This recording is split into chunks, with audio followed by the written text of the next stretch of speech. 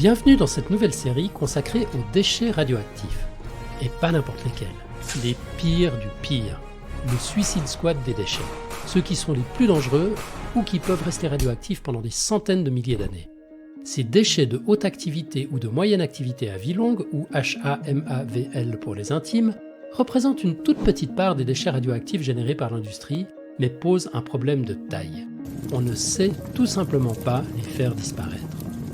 En France par exemple, ces petits salopards représentent aujourd'hui seulement 3,1% du volume des déchets radioactifs, mais concentrent 99,8% de la radioactivité totale.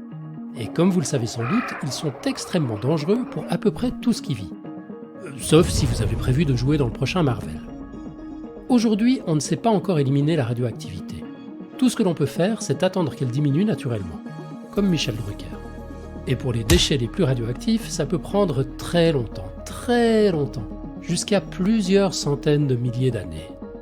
Depuis le début de l'ère nucléaire, plusieurs pistes ont été explorées pour gérer ces déchets, sans qu'aucune ne soit pleinement satisfaisante. Certaines ont été testées, d'autres sont heureusement restées à l'état de vagues projets. On vous propose de faire un petit tour d'horizon des solutions envisagées, des plus farfelues aux plus futuristes, en nous focalisant dans ce premier épisode sur les solutions que l'on pourrait qualifier de foireuses, soit parce qu'elles sont totalement what the fuck, soit parce qu'elles sont juste pourries. On verra les solutions plus raisonnables dans le second épisode. Allez, c'est parti! Les déchets HAMAVL, c'est super chiant à dire.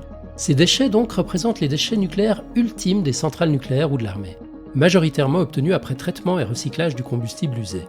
On ne va pas rentrer dans les détails, mais voici en gros comment ça se passe. On retire tout d'abord les matières valorisables comme l'uranium et le plutonium.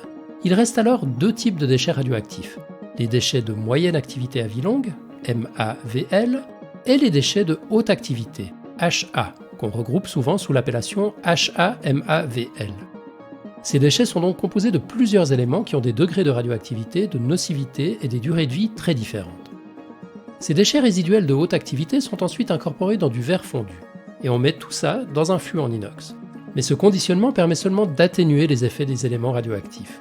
Les fûts émettent encore un rayonnement très nocif et la radioactivité les échauffe à 90 degrés au minimum.